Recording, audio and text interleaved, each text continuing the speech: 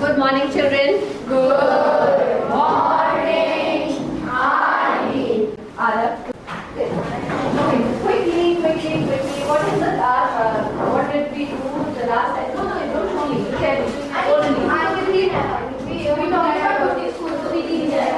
And we were supposed to make our notes. Yes, Auntie. Okay. How many of you honestly did that?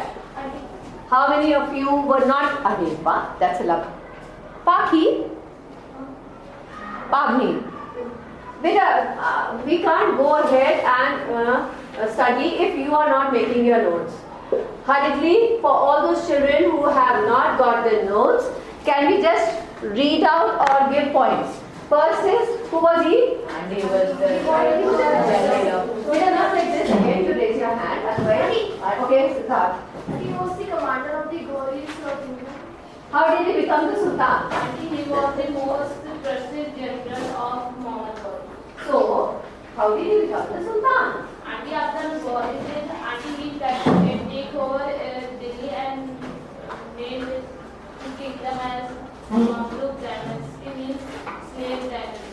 But he didn't take over Delhi as such because he was ruling over the northern parts where Boer had conquered India, parts of India.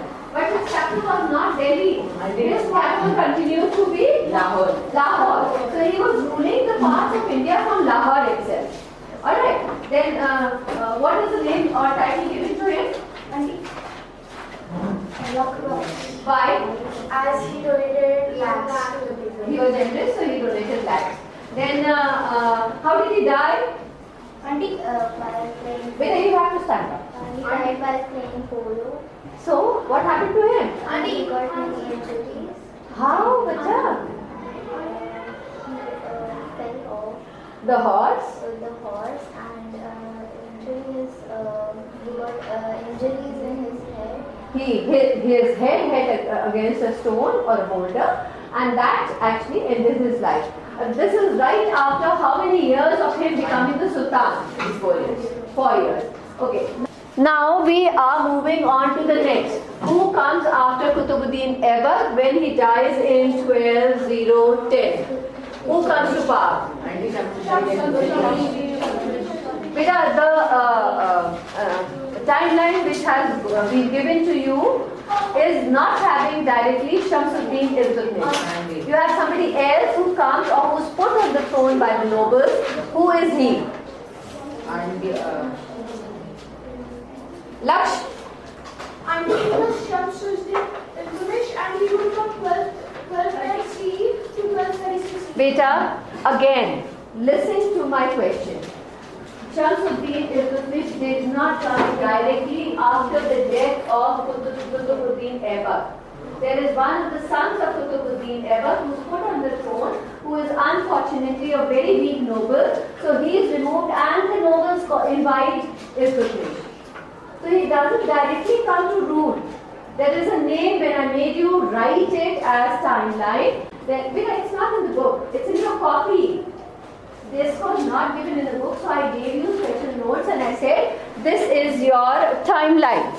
So who comes next is one of the sons. Who's the, can anybody look at the copy and tell me, who's that child? Sorry?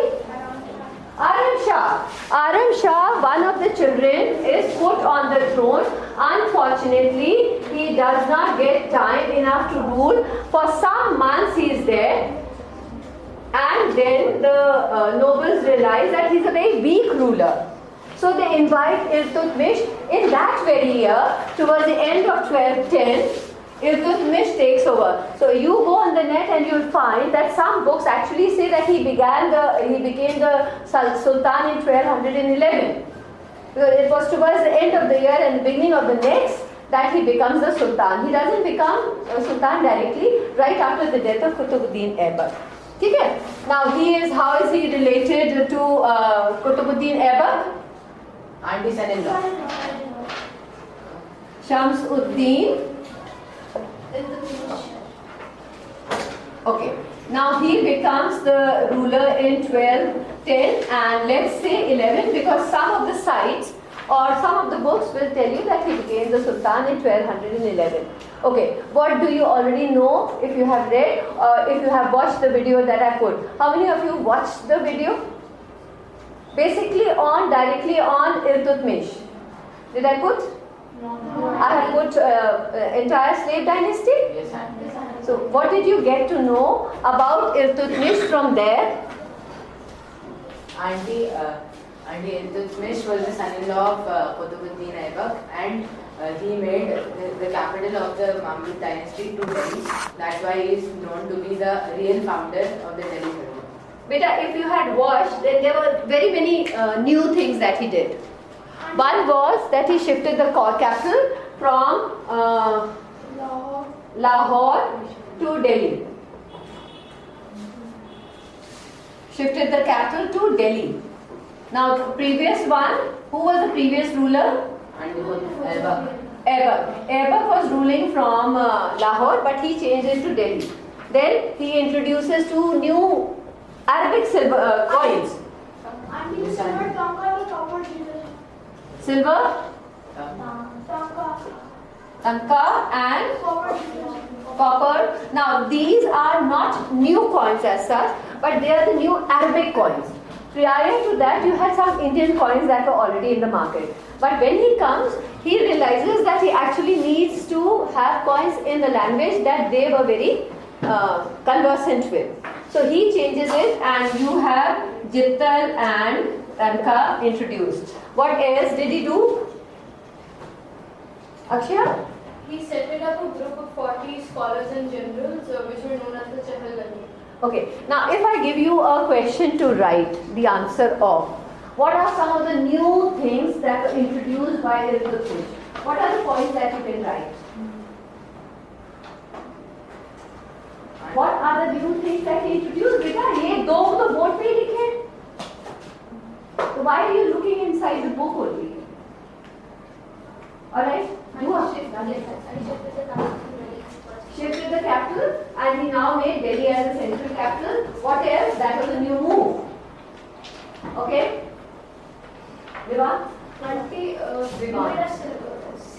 silver tanka or copper? What are they? Auntie, they were the coins. Coins of to be used in exchange of money. Now the third thing. Auntie, Auntie, the Iltutmish system, which was a system of land reforms. Okay, so we'll come to that later. But one I told you, Abhi, what was that? The third new thing that he did? Auntie, the 40 nobles that You answered. So he created a group of 40 nobles,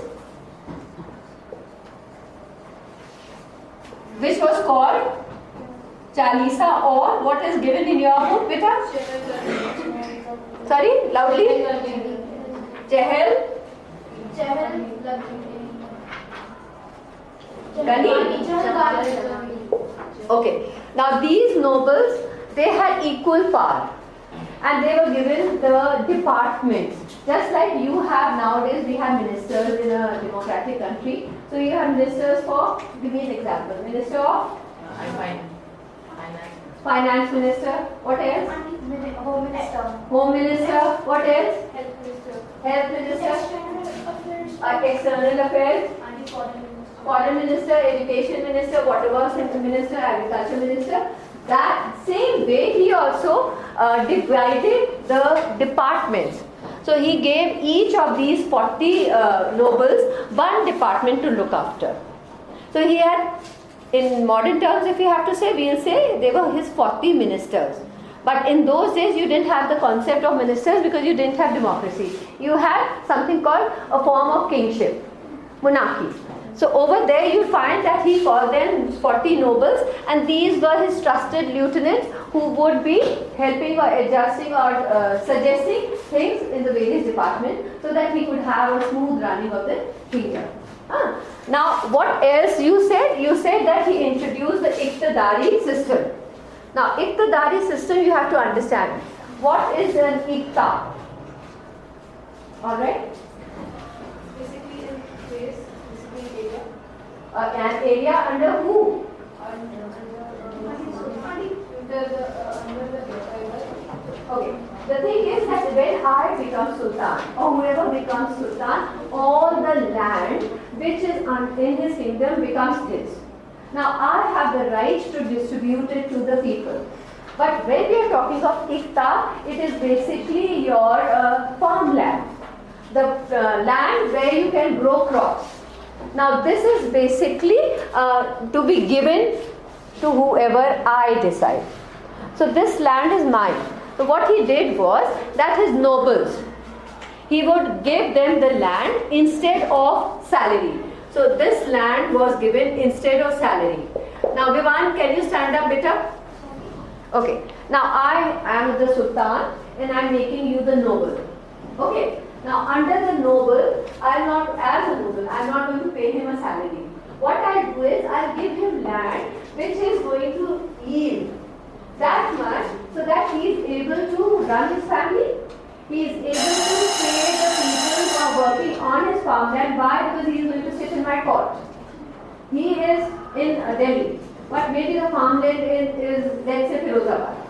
So he will not be there. He will be on and off going to visit his farmland, but basically his farmland is going to be looked after by an employee. So I have given him a piece of land which is going to give him that much of returns that he is able to pay the employees who are helping to sow the seeds and generally help in harvesting. He is going to actually be able to pay the person who is in charge instead of him over there. He is able to run the family and is able to pay a little part of it as tax to my treasury. Okay, so instead of giving you a salary of let's say rupees 10,000, I give you a land piece which is going to be looked after you and which is going to earn you this much of money so that you are able to make ends meet. Okay, that is Iqtidari system. He will be called an Iqtidar. Why? Because I have given him a piece of land. What have I given? An Iqta. An Iqtidari system is when it is given to a person, farmland. No, it's not hereditary. So, if God forbid something happens to a noble who has given the land to, his son will not directly own the Iqta. It will be reverted back to the government or let's say to the king. Now, I make another person, I don't necessarily have to make his son as the next Iqtidar. So, when I make a new Iqtidar, I hand over that piece of land to somebody new. What we learned in the last chapter, the land grants are the similar Ikta. You find something similar in the Mughal era also. Instead of Ikta, they will now give a new name.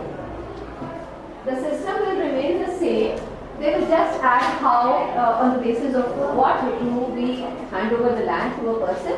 That will change and the name given. Vivan hasn't punished you. So that will change and the name of the land grant will change.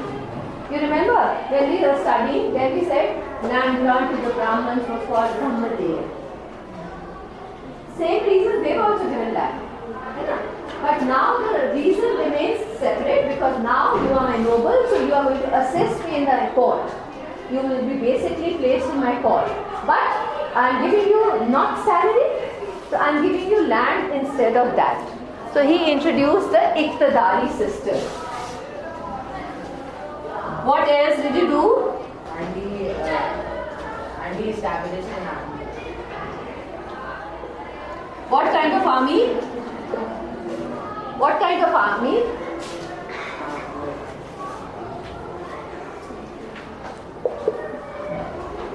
Alright, Lakshmi?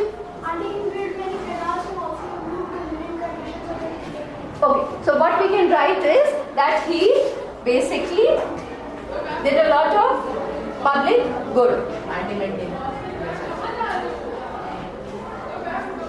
I am writing it as points rather than as full sentences. What else? He completed 2 buildings also. And yesterday I opened one. I think I sent it to you also. Yesterday it said the story of Qutubuddin Aibak. I sent it to you people. You find that basically Qutubuddin Aibak was only able to lay down the foundation of it. Rest of it, I think 3 or 4 courtiers were built by Iltutmish, and then later on, recently also, it was actually some work was done on Qutub Minar. So it was over the years, people have been constantly settling it. He finished the other building also. Qutubuddin Islam. Now these two constructions of buildings were started by Qutubuddin Aibak.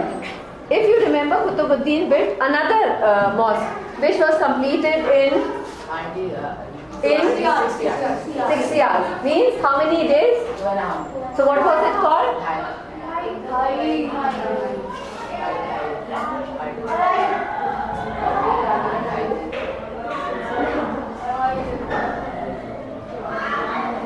This was built in 60 hours in 2.5 days.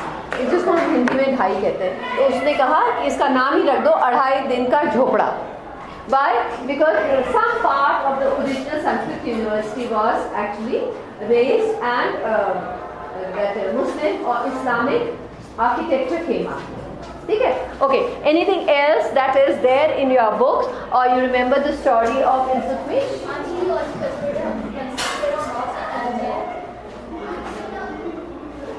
And what mosque is, where is Qutubuddin Islam? And which mosque you are reading about Qutubuddin Aibak?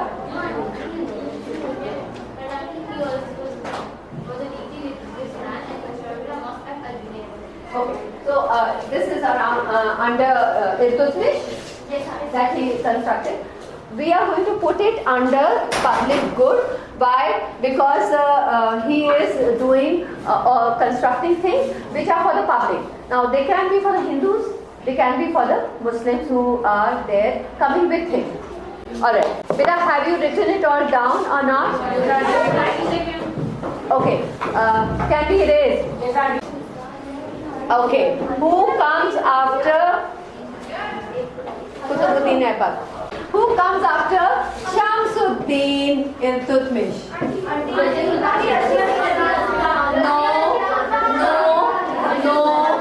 No, not Raziyya Sultan directly. Auntie Firoz.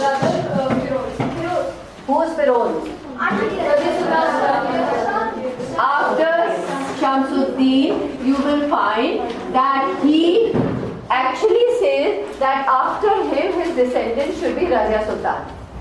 But the nobles do not agree that a woman should be sitting. So they put instead his son.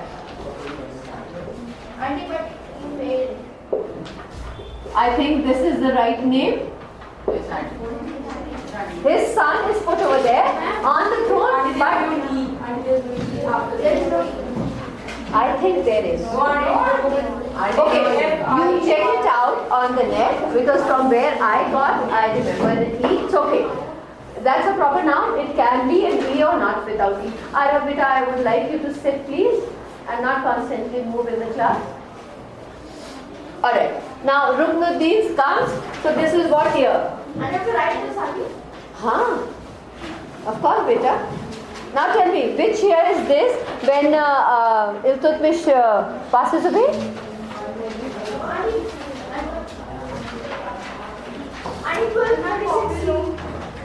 Now 1236 itself, Ruknuddin is put on the throne.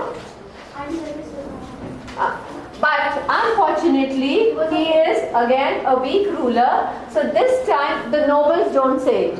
It's Raziyya Sultan herself who pushes herself and starts the rule. So Raziyya Sultan brings herself. Let's put it the right way. So Raziyya Sultan actually brings herself against the wishes of the nobles and places herself on the throne. Now all the things are right. Why? Because she starts ruling from 1236 and does, we write that, complete that later, and does everything good. Now as a woman, and think of the time when she comes to power. At that time, what do you think the women folk were facing? This is the medieval period. Inequality, gender discrimination, another word for it. Yes. Okay? They were getting demoted that they cannot do anything. They were not being educated. So, general understanding is that women will not be able to do anything. He is, actually we should give credit to the father, that Iltutmish raises her as one of his sons only because she is taught all the things a king should know or a sultan should know. That means even how to fight a battle, how to organize, how to administer, all these things were taught to her by the father because he saw so much of capacity, potential, capability in her rather than one of the sons. So he trains her to be the next sultan. Unfortunately, Iltutmish was actually not able to mentally shake the male members of the society, especially the 40 nobles. They do not want Raziyya to be there. Why? Why do you think the nobles are not very happy with Raziyya as the next sultan? They must not like to be a servant to a woman. Okay, I don't want to take orders from a woman. They must think that she is very weak. They might have felt, but she proved them all wrong. Why? Because she was there leading the battles that were fought during those 4 years and leading by example. She was not telling them only. She would be there on the battlegrounds, heading them as commander. So why they didn't understand that she's not a weakling, but it was in their genes that they believe that a woman is weak.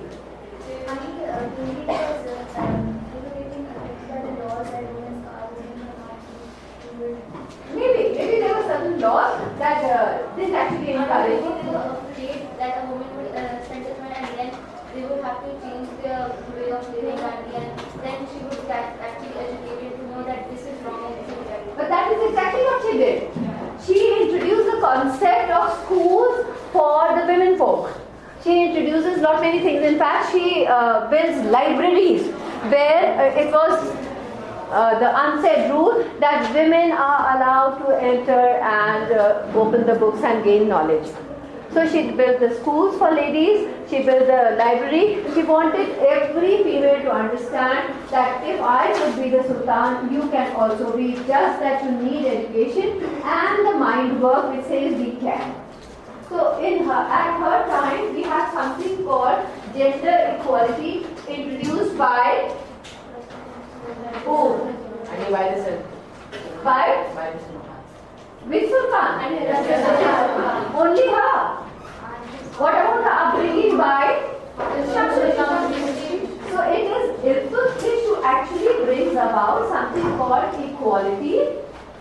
And if you also go men clothes and not only that, that's also offended the Muslim people. The women folk at that time were supposed to veil their faces, hide their faces from the glare or stare or the glance or look of the male section of the society. But she comes dressed as a male member. She sits on the throne of the sultan and she doesn't even cover her face. Now, to a very rigid, to a very orthodox thinking person, this was not very right or suitable attire for the to be entering the courts in. So they opposed her. Now all these reasons put together, you will find will lead to something called, okay, stereotypes or prejudice. This is a stereotype. In a stereotype, you take a very soft discriminatory action. But all this is piling up and a huge amount of prejudice is against a woman who's giving them orders, who's coming dressed up as a man, who's showing so much of caliber. This is not supposed to be there in a woman. So what will I do? I will get her removed somehow by hook or crook. That means by the right method or the wrong method. I'll use any method so that I am able to remove Raziyya from the throne. She gets removed. She gets dethroned. Yes, beta? There was also a group of 40 nobles of Chala. She could not control them. They wanted the power. Actually the group created by Iltutmish. Now Iltutmish as the main male member could control them. But now that a female is ruling, their power is still in their hands and they are not willing to forego that power. So they are not very happy that there is a woman sitting on the throne who is constantly giving us orders. So what do? They do the 40, they are unhappy, so they remove her from the throne. She is dethroned, but she comes back with her husband. She marries whom? Gibran, who does she marry? I think she marries Malik Altunia. And together they face this rebellion. They try to bring it back in hand. Haan, Danya. And he was also the governor of Bhatinda. Bhatinda is where? नाम से बताओ कहाँ है? Bhatinda. कहाँ होगा? वो भी किताब है. Auntie near Delhi. Somewhere in Punjab, Haryana region, you will find this as Bhatinda, which was a small kingdom. So he was the governor of it. I think they were both assassinated later, but slightly less known fact is they were assassinated by two of the nobles. So it is claimed in history, again beta, always remember that all the facts which are stated in history may be true. So one of the fact is that both of them were again, when there was a rebellion against them and Raziyya Sultan was removed from the throne, then she makes an attempt to regain that throne. She comes back, fights this battle where both of the husband and wife, Altunia and Raziyya Sultan, are beheaded. That is? So now there is no other person who can rule. So you have a gap from 12 to 40 because they allowed her to rule only for 4 years. Now think of all the questions that can be asked of you. See, the questions that can be asked of you based on Raziyya Sultan are, okay, what can be the question? Auntie, how was Raziyya Sultan motivated to ascend the throne? Okay, what motivated Raziyya Sultan to ascend the throne? What else? What would have been to Raziyya Sultan that she could not control the 40 nobles? Okay, that we can change a little and can we say that why was she only able to do for 4 years? Which will bring in all the factors. Can we make it that? Yeah. So when you are learning something better, there should be lots of questions that arise in your mind. Okay, I can raise this question. This is the answer that's coming up. Yeah. So like in Iltutmish, what are the new things that he did as a sultan? What are the new things? So then you are getting your answers in the notes that you are writing, then you separately don't have to. If you know it, then you will be able to answer anything related to that person. I have a question for you. And when Raziyya Sultan died, there was a gap between. So, did anyone rule at that time? Beta, I have already put it on MS Teams, and the problem is that today also I will not be able to show you, otherwise I've got this projector thing with me. If it's going to take a lot of time, I'll have to restart it. Otherwise, I have already put all the gaps between 1240 to the next ruler who comes to power. There is a gap of 26 years where you will find that there are 4 rulers who are from the family itself, the various sons of Iltutmish who come and who rule. They are removed because they are weak. Then another one is put on the throne. Another one goes away. So you have that, which I think I made you write also. Did I not make you write? No, I've given it to 7th B. So there were 26 years, beta. She is. So tell me, no? 12, 36 to 40 for 4 years, it's Raziyya. And Balban comes to power and rules from 1266 to 1286. So there is a gap of 26 years which is not given in the book, but which is basically being filled by the successors of Iltutmish. It's 1266 to 1287. Okay, just 1 year, 1 year there. Then you have, okay, this beta go today, open MS Teams, and the entire chart I have sent you on your MS Teams. Let me try. If it comes, then fine. If it doesn't, then I can't show you, bacha. Basically, I want to open MS Teams, and all that is there on your MS Teams. 7th AK, just check. Today you check. Okay. Can you see now? This much can you see? Okay, so I have already put Ghiyasuddin Balban for you. I have put Raziyya Sultan for you, and very small videos. I am not putting very long ones. Now, history of Qutub Minar is very interesting. Go home and see it. Okay.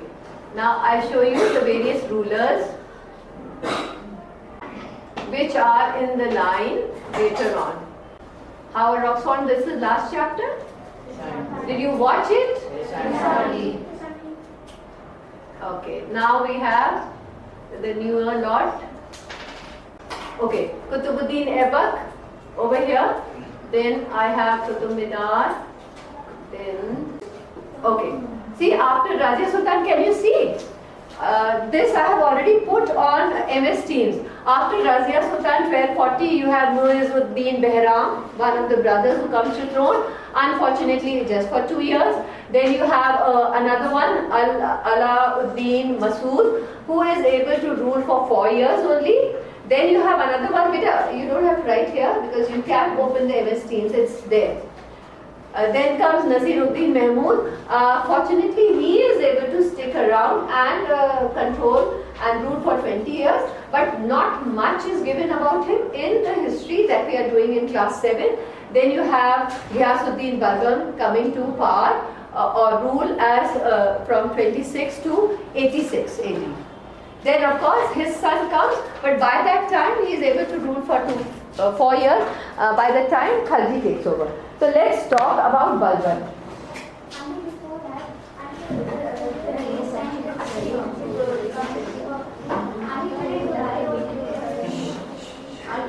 Who went up?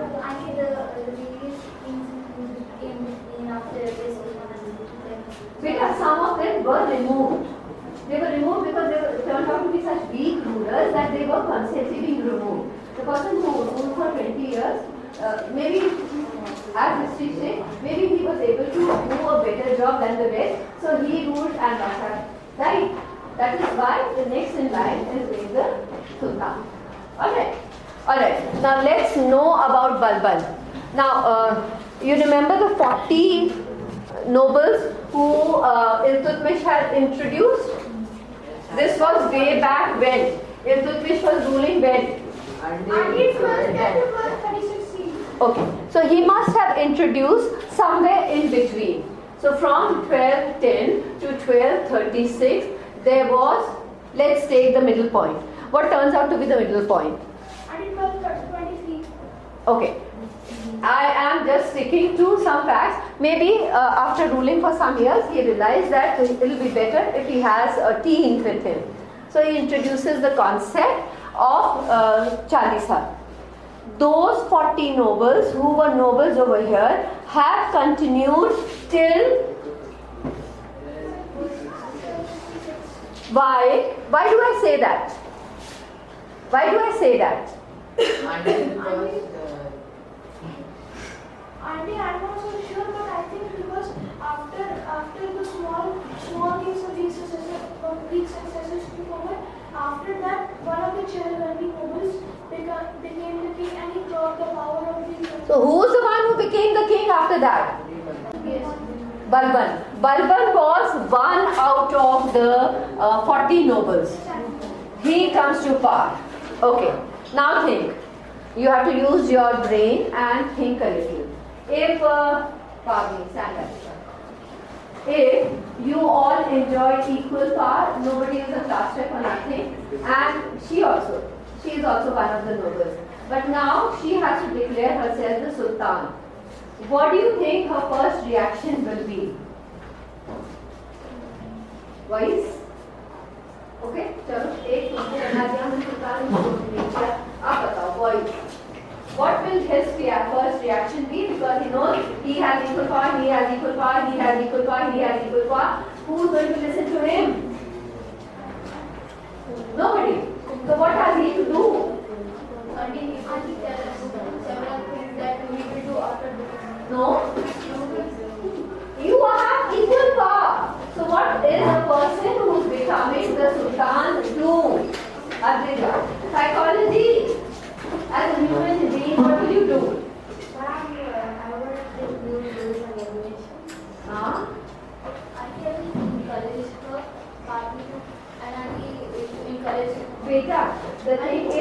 one person who becomes the Sultan, how has he or she to handle the rest of the 39 who have same amount of power? Very And you interesting. could know that how the people are there.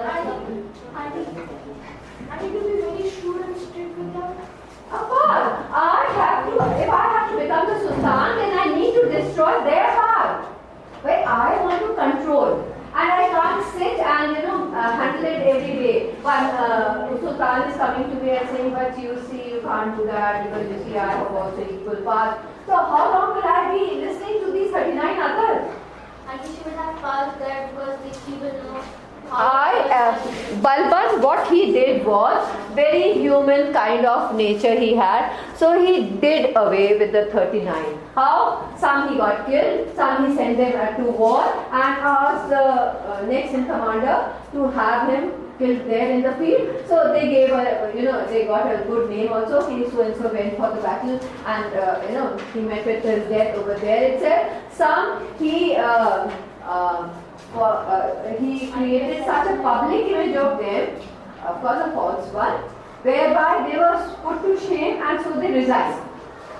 What is he doing? He is actually clearing his path that nobody is going to question him. Why? Because now he doesn't have to share power. He has put everybody below him. He continues that. What does he do next? What do you want to say to that?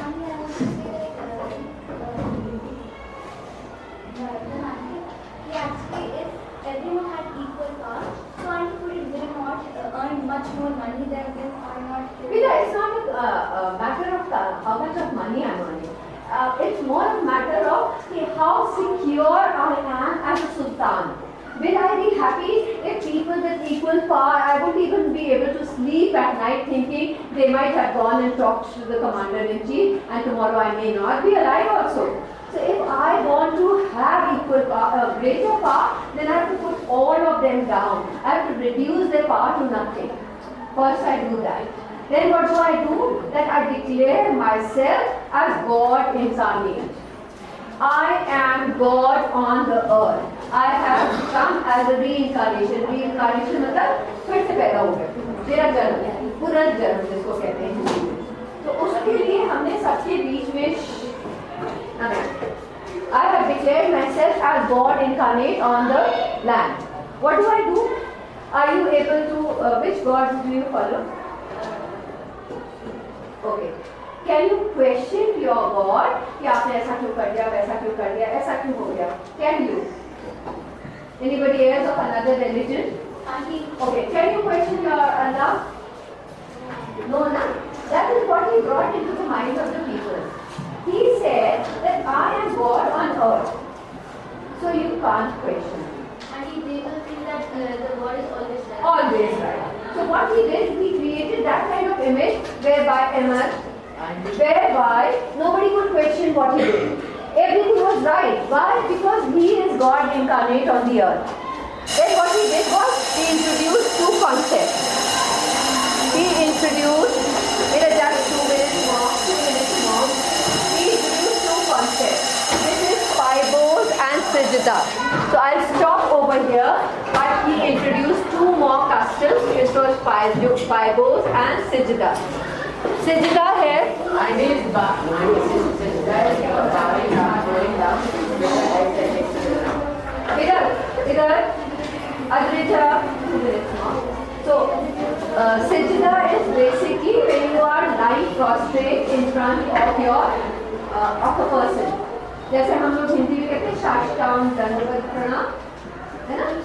वैसे ही any person, whether it was a noble or whether it was a common man, whoever entered the court has to lie down on their stomach and then with the hands folded like this, pay respect to the Sultan. And your paibos is when he was supposed to lift the feet of the Sultan and kiss them.